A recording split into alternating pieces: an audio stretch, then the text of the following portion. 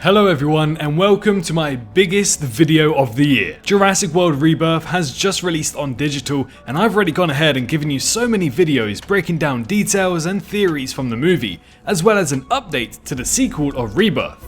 But I also promised you loads more videos will be coming to the channel about Jurassic World Rebirth, so you're definitely going to want to stick around for that. In this video, we'll be going ahead and breaking down all of the Easter eggs, details, references, all of that type of stuff from Jurassic World Rebirth. I've been working on this since before the movie, and yes, this was actually supposed to come out literally days after the movie released, but I thought maybe waiting until digital would be a little bit better because then we can uncover even more details. I've watched the movie a total of 25 times already, and I intend to watch it even more, so I feel pretty qualified to be making a video like this. But I won't be able to make a video like this if it wasn't for you guys, so please go ahead and press that subscribe button if you haven't already done so, and be sure to leave a like on the video if you enjoy it at any given moment. If you're looking for one place for your daily dose of Jurassic content, then look no further as you found the best place to be. Be sure to also visit the merch store as well, as it's one of the best ways to help support my content creation efforts here on YouTube. You can find a link to that in the description. But without any further ado, it's time.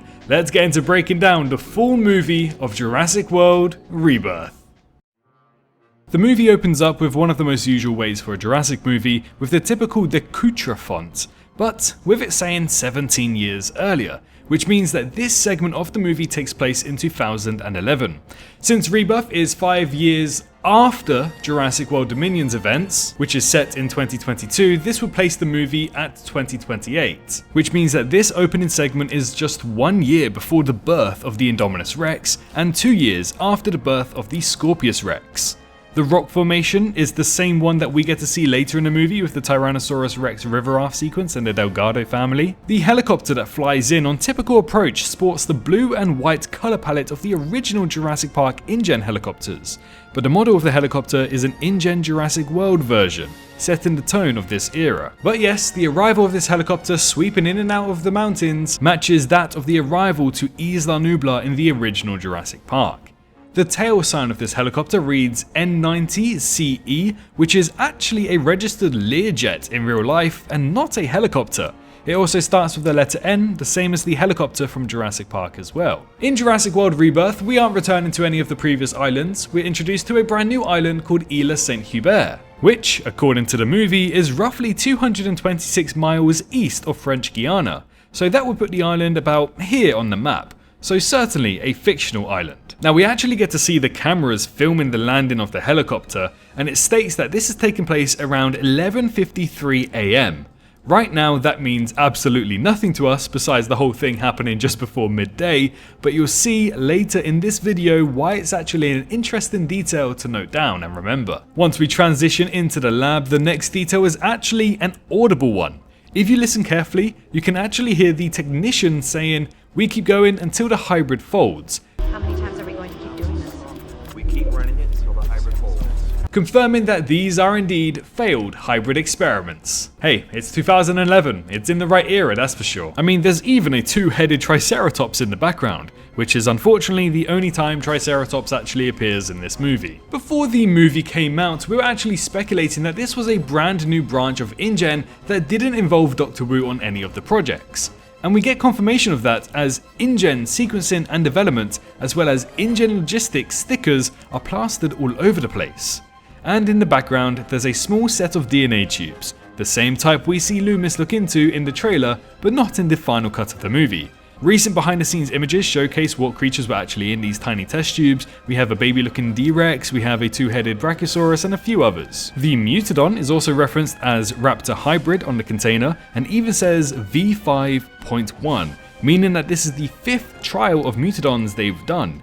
Interesting, as later in the movie we see at least 2 of them alive. So maybe version 5 was actually more of the successful batch. But also the D.Rex is the 23rd version of its kind, making you wonder how much money did they actually spend on this thing and how quickly did the other versions die off, as it's only canonically right to start these developments after 2009 in the timeline. And also the D-Rex needs some time to grow to the size that it's at. However, David Koepp did say that there were 25 versions before this one, so there's an error in translation here. But since we have recently learned that the D.Rex is an unoriginal early attempt at recreating the Indominus Rex, we can assume that even the name D.Rex refers back to when the Indominus was originally called that before the release of the movie back in 2014. Now we move on to something that's unnecessarily controversial online for some reason: the Snickers wrapper. I don't know how many times I've had to say this, but Jurassic is the most misunderstood franchise, and this Snickers wrapper pretty much confirms that. I see loads of the general audience hating on this scene, but to me, it was poetry in motion. This is literally the event of chaos theory taking place, something that's been established since the very first movie with Dr. Ian Malcolm. It's greatly written and shows us how the smallest things can lead to big disasters. Progressing further through the lab, we can also see that there's a baby Quetzalcoatlus being worked on one of the benches, leading me to think that maybe the Mutodon isn't part Pteranodon but instead part Quetzalcoatlus. After all, you can see the size comparison between the Mutodon and the Velociraptor. There needs to be something there in its genome to make it a bit more oversized, aka Quetzalcoatlus. Williams, the man who is begging for his life in the chamber, reminds me a lot of the scene in Jurassic Park 3 where Cooper is also begging them to stop the plane just before being saved by that Spinosaurus, and actually mirrors this scene but in a different environment. Not only that, however, but this is typical Gareth Edwards. He's created a scene like this in Godzilla, Star Wars Rogue One, and The Creator, so it's become a staple in his filmmaking now. But now we get into some confusing details.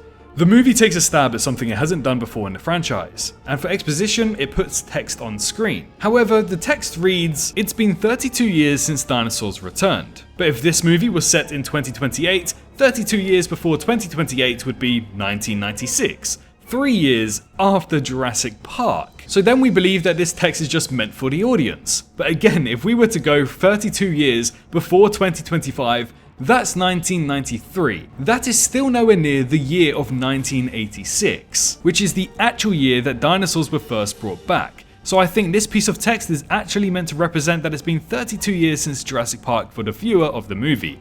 But then again, the next pieces of text makes you feel like they're actually talking about in-universe instead. It's a little confusing about what the intentions behind this exactly was. Anyways, they proceed to say that the modern climate and disease have taken their toll on dinosaurs. But this actually retcons the endothermic reactions that all of these creatures came with.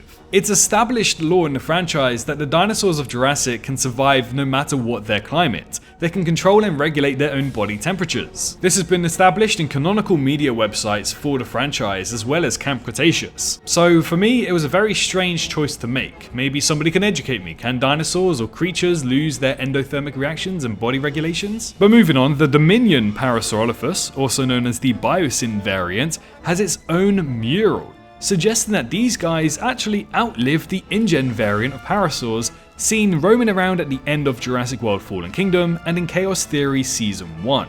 Now a little bit later in the movie, when Martin starts talking with Henry in the museum, Martin talks about seeing a dinosaur in the wild and not just a zoo these days. So when I saw this billboard in the background that says T-Rex Tuesdays, it implies to me that there's actually more Tyrannosaurs born in this world, because as we know, the Tyrannosaurus Rex of Rexy was left in the Dolomites in Italy at the end of Dominion. So maybe there were more Tyrannosauruses after all. The New York taxi license plate of 86Z5 is extremely commonly used across movies and TV shows for taxi cabs in New York.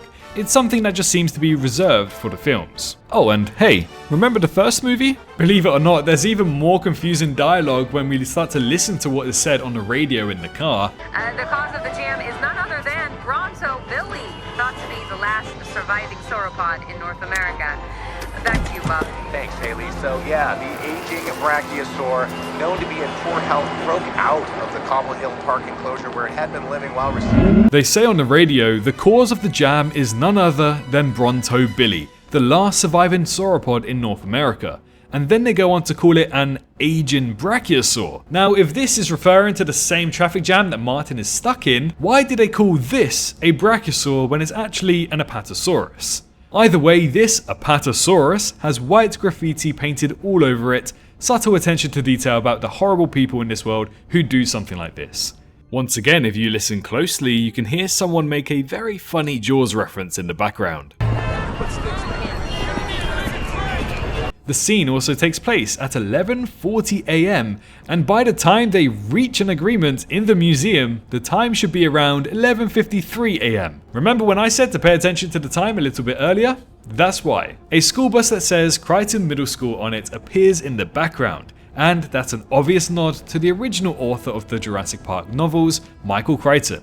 Now, there are loads of product placement items throughout the whole entire movie, but this one in the background, the billboard features the original Jurassic Park Jeep that was used in that movie. That's at least a very cool product placement to talk about. After meeting each other in a less than expected manner, Zora and Martin make their way to the Hudson River, where you can see the World Trade Center in the background. The last time we saw this was in Jurassic World Dominion, when 2 Quetzalcoatluses were nested on top of it.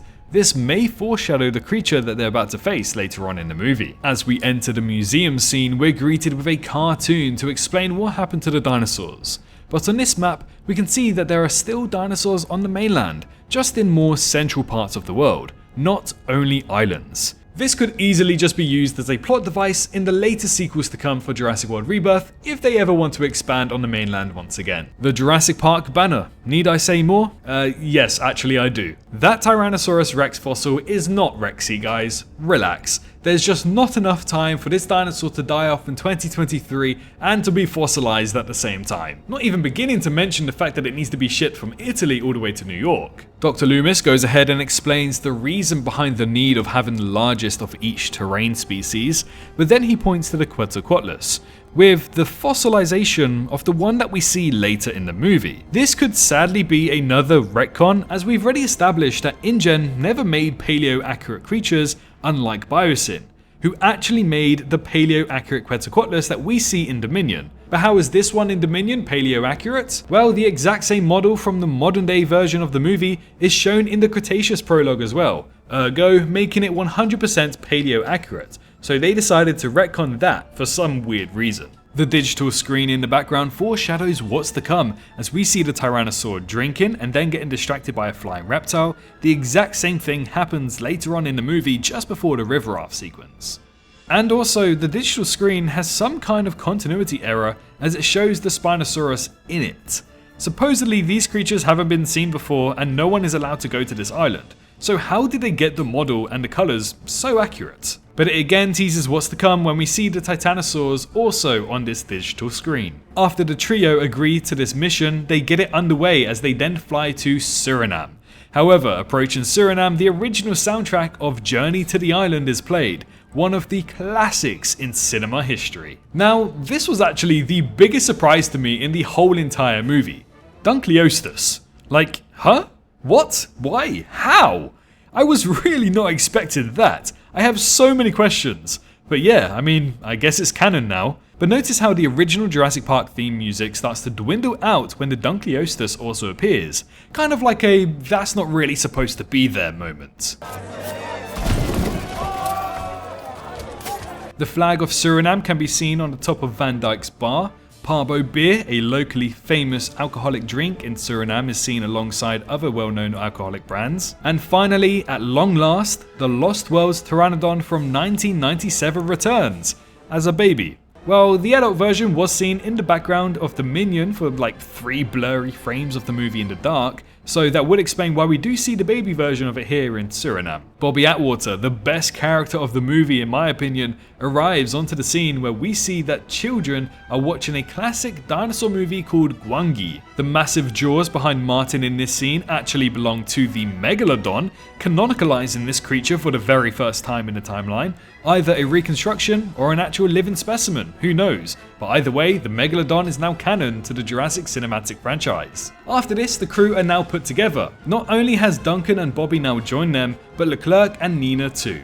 However, more dialogue is provided to us to explain this mission of hunting the Mosasaurus, and it's actually really interesting. At first I thought that this was a retcon, but it's not. Martin says that InGen was tracking it in captivity until it broke out, and when they went into chapter 11, Parker Genix bought the data and started tracking it instead. meaning that this Mosasaurus is actually a new one that was made on Isla Saint Hubert and wasn't the one we saw on Isla Nublar. I actually made a breakdown video discussing the differences between this one in Rebirth and the one in the World Trilogy. It's a very interesting story that you can easily miss if you misunderstood what was said by Martin all along. But then unfortunately some retcons do start to arise again. Loomis starts to explain why the climate doesn't suit them, but he does give a valid and very good reasoning in all fairness. More specifically about the minimal food source and the environment. But maybe somebody out there who's a little bit more inclined in science can help me understand here whether or not creatures can lose their thermoregulation. Does it like deteriorate over time in an animal? Who knows, but if it does, then that would explain some things for Rebirth. Henry Loomis, a paleontologist, is dressed with the same denim blue shirt and khaki trousers that Alan Grant wore in the first movie. Bobby Atwater prepares the weapons, and the letters on the weapon read ES. This could be a reference to the initials of the actor who plays Bobby Atwater, Ed Skrein. After this, we finally meet the Delgado family, a very funny and enjoyable set of characters throughout the movie. They are then attacked by the Mosasaurus, and as Xavier barely manages to escape, the creature swims under the boat, and it's got a lot of similarities to when Godzilla did a very similar thing. Now we go back inside the hull of the boat. We see some family portraits and photographs above the head of Leclerc. Judging by the fact that Duncan also has family photographs, but a little bit higher up in the boat later on in the movie, I assume these people to be Leclerc's family and friends. And then when it's discovered that the Delgado family are shipwrecked, there's a piece of dialogue between Martin and Duncan. Martin says, "It's my charter," and Duncan responds with, "It's my boat." A similar interaction takes place with Brody and Quint in the original Jaws movies. Ruben Delgado confirms that the kids are on summer break, confirming that this movie indeed takes place in the summer of 2028. The official synopsis details that Rebirth takes place 5 years after Dominion, which, grammatically speaking, is any moment after 5 years has passed. With Dominion set in November 2022, this means Rebirth can only be from December 2027 onwards. With it being summer break, it's clear that it is set in 2028. Isla Saint Hubert then gets confirmation that it runs on geothermal energy, exactly like Isla Sorna and Isla Nublar. Seems like InGen really knows how to shop for these specific islands. The movie progresses as they finally come face to face with the Mosasaurus. It leaps out of the water like a blue whale, but also in a similar fashion to its Fallen Kingdom deleted scene. Now unfortunately I was very upset when this happened, but Bobby Atwater ends up dying at water. I felt like there was just so much more to his character that could have been used later on in the movie, but while he's being dragged away, you can actually hear him drown too, which makes this scene all that more disturbing. The Mosasaurus then causes a detour for the crew and tosses the boat side to side, with Henry almost being decapitated by one of the life rafts on the boat. But now that we arrive to shore, the Spinosaurus is very sneaky here, as it looks like it's actually camouflaging, changing its colours to its surroundings. But it could also just be the lighting effect. However, if it was camo, then that could be a reference to the Indominus Rex of Jurassic World and or the Carnotaurus of the books. But as this scene then develops and continues, Nina is killed by that Spinosaurus. But if you pay attention, you can see her blood in the water being washed away. The Delgado family survive this encounter and climb through the rocks of Isla Saint Hubert, and we're greeted to a low level of clouds around the island, a reference to the original novel describing the low-level clouds around Isla Nublar. Martin begins to explain a little more about what happened on this island and even referenced what was said in Jurassic World. In that movie, Claire says that the audiences have gotten used to dinosaurs, and now they're making hybrids. In Jurassic World Rebirth, Martin goes ahead and says that they were crossbreeding species, responding to what the audience wanted. However, this conversation again brings up notable retcons. When talking about the hybrids, Martin says, "Yeah, you don't want to do that in the middle of a theme park, do you?" Even though that's exactly what happened. The Scorpius Rex, the two Indominus Rexes, the Stegoceratops, all these hybrids were made on Isla Nublar. So saying something like Martin said retcons what we already knew. It's a very weird sentence to make. Not only that, but the morality rule has also been retconned in this same scene. Essentially what this rule was is that if any dinosaur by any means came out a little bit wrong looking, for the sake of morality they would then kill off that specimen and euthanize them. This is exactly what was ordered by Masrani to do with the Scorpius Rex. But when Loomis questions why they didn't just euthanize them, aka the mutants, Martin says that it cost too much. So, indirectly retconning the fact that they did euthanize them. But in this same sentence again, Martin also confirms that creatures like the D.Rex cost them about $72 million on average. The Indominus Rex, a successful hybrid, cost them $26 million. So that sentence now makes the whole point of "don't kill the Indominus, I've spent a lot of money on it" in Jurassic World completely pointless now. It's so much cheaper in comparison. Masrani could have just easily killed it if he was spending $72 million on failed specimens. Anyways, this whole conversation really ruins the lore for me and previous installments of the franchise. Moving on, Zora snaps the fence in. It actually makes the exact same sound as to when the Tyrannosaurus snaps the fence in the original Jurassic Park, proving that it's owned by the same company. Let's just get what we need and get. We also see a hole through the mountain. This could be in reference to the Hollow Earth conspiracy, where some people for some reason say that dinosaurs still survive underneath our Earth. Loomis confirms and reveals that he studied under Alan Grant, literally one of the very few directed references to the previous movies in Rebirth. Continuing this Easter egg, you can actually see a patch on his clothing from Snakewater Canyon, which is the original dig site from the opening of Jurassic Park, calling back to his time working in Utah with Alan Grant, who we also see is still in Utah during Dominion. A mysterious prehistoric water eel swims towards them and scares them, but unfortunately the director nor the scriptwriter know what this species is. Honestly, I'd rather that they'd make up a species on the spot than say that they don't know what this thing is. Jurassic has always had that director and creator to know everything, even small details like this, no matter what was added into the movie. So for the new ones to say, we don't know what it is, kind of takes us out of the immersion a little bit. Henry Loomis begins to give us a very interesting speech about how intelligence is overrated as an adaptive trait, and then proceeds to say, "Earth will shake us off like a summer cold," which is an original line drafted for Ian Malcolm when David Koepp was writing the first movie all those decades ago. It never made its way into that one, but it was always stuck in Koepp's mind. A few more pieces of dialogue from this speech also refers back to the Lost World novels, talking about how humans might not make it to 1 million years because of their intelligence. Now the quote isn't directly copied, but it is very similar. Anyways, the family meets Dolores the Aquilops for the very first time, and the movie progresses onwards as the family seek refuge towards the village in their journey. Xavier wakes up a sleeping beast which moves away. Once again, we don't know what this species is exactly, but I like to assume that it's the Tyrannosaurus Rex we see later in the movie. I just like the idea that the fact that the only reason they came across that T-Rex during the river raft sequence is because Xavier woke it up a little bit earlier. Back to the crew, some more exposition is provided to us about what species are next with the Titanosaurus and Quetzalcoatlus. Martin stops to grab some water when watered down blood drops on his hand. To me at least, this looks like it's the same style as to when this happened to Hamada in Jurassic World with the Indominus Rex above him. Then we see a helicopter also destroyed in the trees, possibly foreshadowing what's to come later in the movie. An ancient salamander also appears. But guess what? The creators again don't know what species this is. And now we have the infamous Velociraptor scene. Man, could these guys have been better.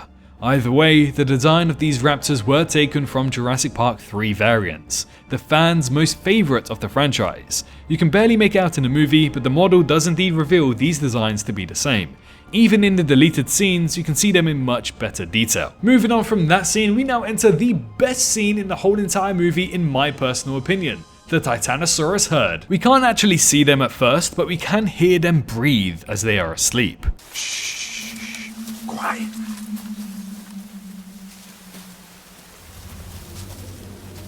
To me, this is the same way that we hear the Triceratops in the original Jurassic Park breathe as well. So no, they don't just appear out of nowhere. But when we see this beautiful scene, admiring the Titanosaurus herd, we have the exact same OST from the first Jurassic Park movie playing on top. This original soundtrack is the same one that's played for the Brachiosaurus in the original movie.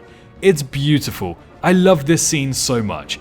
Everyone's standing in awe, and especially Leclerc standing there taking it all in. It's just majestic. However, we also hear a clarinet solo being played during this scene. This is confirmed to be Henry Loomis's actor Jonathan Bailey playing the instrument for the scene as well. But then we get this shot, which is angled in the same way it was with the Brachiosaurus in the original movie too. A lot of this is just a glorifying callback to the first time we saw a whole dinosaur in the franchise. This, honestly, is the closest any Jurassic movie has gotten to replicating the majestical feel of the original. Moving on a little bit forward, I actually just noticed this, but Ruben Delgado actually has a little sailboat on his t-shirt, very similar to the sailboat he was captaining earlier in the movie. Now after we hear Isabella finally talk again and says that she wants to take Dolores home with her, Xavier says this very interesting line saying that may or may not be a bad idea. Now since this is in reference to Dolores coming back to the mainland, to me I think this is a little bit of foreshadowing to the future of the franchise. Now if you haven't watched my Ending Explained video and where this franchise goes after Rebirth, this line actually foreshadows that bringing back Dolores to the mainland is a very bad idea. But again, for more details, check out my Ending Explained video. The Dominion Parasaurolophus shows up just dead. It's interesting as these specimens were not seen before Jurassic World Dominion's events. We suspect them to be biosyn made as well, meaning that not all of the creatures on this island actually originate here. Some were transported. The Tyrannosaurus Rex then scratches his belly. Yes, I'm making that a detail for this video, it's just too cute not to. But this Tyrannosaurus also silently disappears to the other side of the mound. Now I know some people were like, okay, that makes no sense, but how does this actually make sense? Well, this franchise has already established that the Tyrannosaurus Rex is silent. The ending of Jurassic Park, it silently enters the battle. The ending of Fallen Kingdom, it silently kills Eli Mills. It's common knowledge now, and it was great that it was used here as well. But now we start to begin with the river raft sequence, an infamous sequence that was scrapped from the original Jurassic Park but has now been brought over to Jurassic World Rebirth. But just before that, we actually see a Pteranodon flying around, and it was quite hard to make out what type of Pteranodon this was, but the wingspan alone makes me think that it's actually the Lost Worlds variant, which we also saw earlier in the movie. But in the books, the Tyrannosaurus gets distracted by a flying reptile during the river raft moment, so this is also a nice nod to that. And of course, the next Easter egg and reference is the whole river raft sequence. It's not one-to-one to the books, but at least it makes its way into a movie. After this scene, we go through the Quetzalcoatlus DNA retrieval. Sadly, Leclerc dies, but we also get a new species added to the franchise here, a Noranathus, a tiny new flying reptile. Now we did cover this during the trailer breakdowns, but the Quetzalcoatlus nest also has Aztec carvings and structures in them, and is also the Aztec god of Quetzalcoatl, I believe that's how you pronounce it. But do I need to connect the dots for you? This flying reptile is literally named after that. When the Quetz then arrives, you can actually see that she's looking down at the egg and then back at Henry, as if it were a "are you really touching my egg right now" look. But after this, Leclerc attempts to distract the Quetzalcoatlus with his life when he throws a hammer at the big bird. She then turns her head in the same way the Pteranodon did in Jurassic Park 3. Chaos ensues. Henry drops to the water below, but then we see a Compsognathus, but a red and blue one. This is the first time we actually see an alternate coloured compy in the cinematic timeline. The crew make their way towards the compound when we see the danger 10,000 volt sign, exactly as if it were from the original Jurassic Park movie. But we also see this huge vehicle in the background.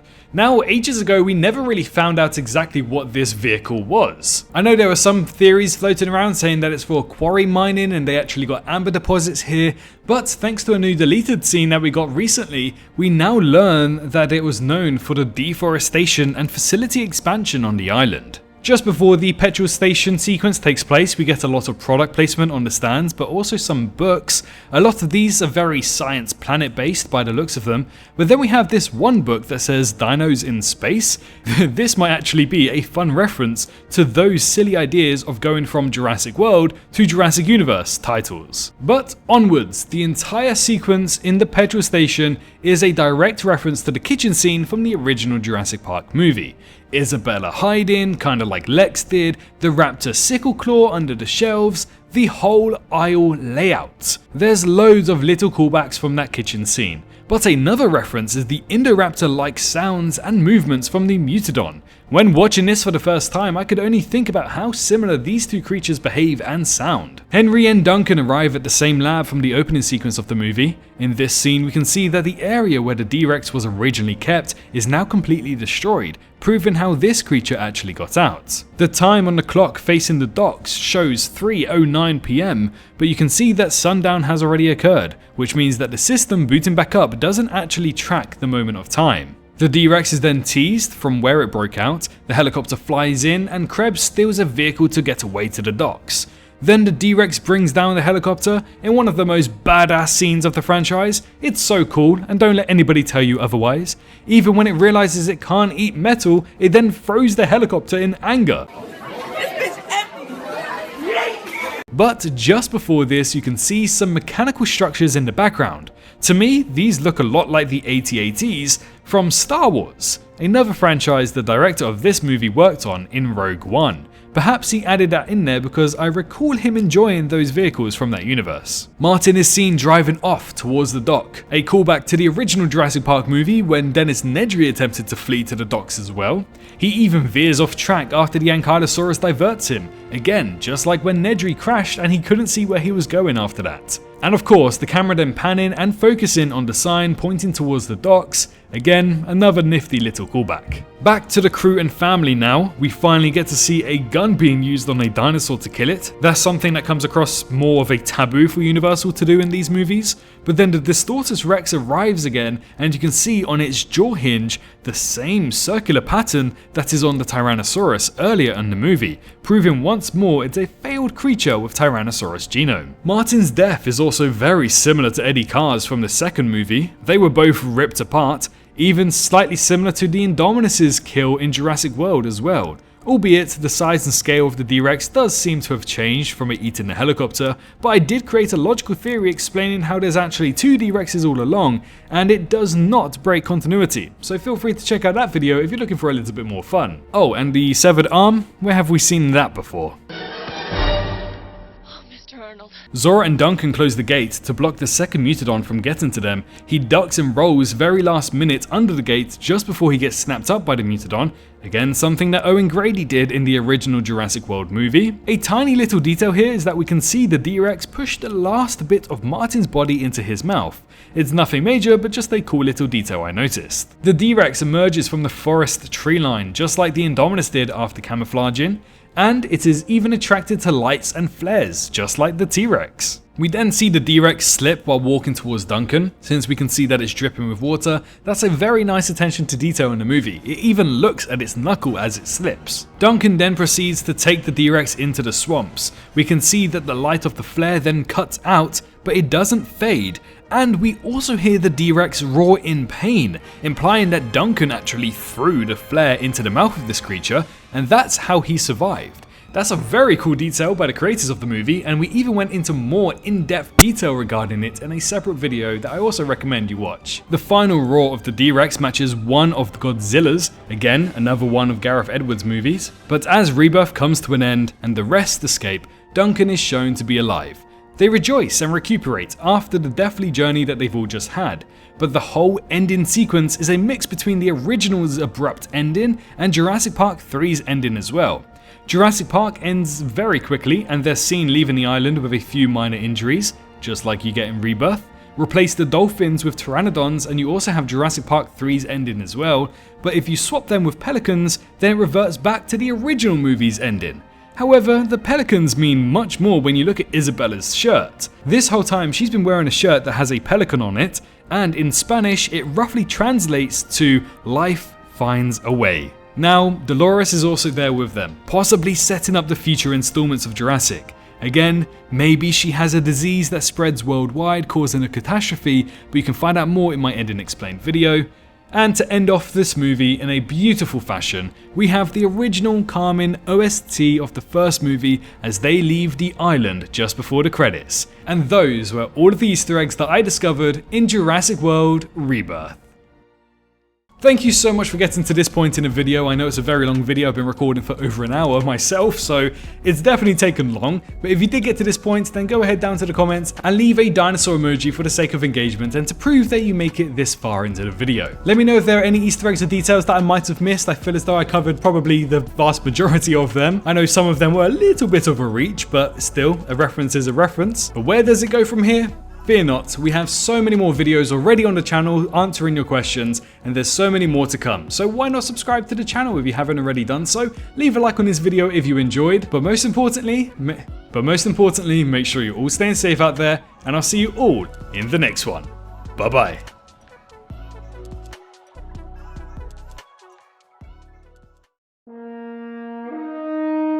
Hey, Did you enjoy the video? Well, why not leave a like and subscribe for more Jurassic content? I appreciate every single one of you for reaching this point into the video and supporting me this far. If you wish to support me even further, then feel free to head on down to the description where you can find links to donate, my Patreon, and you can also press that join button to become a member here on YouTube and gain access to some awesome emojis. A massive thank you to all of the YouTube members for this month, as well as the amazing fans over on Patreon too. Your extra bit of support really goes a long way. But for now, I wish you a great rest of your day.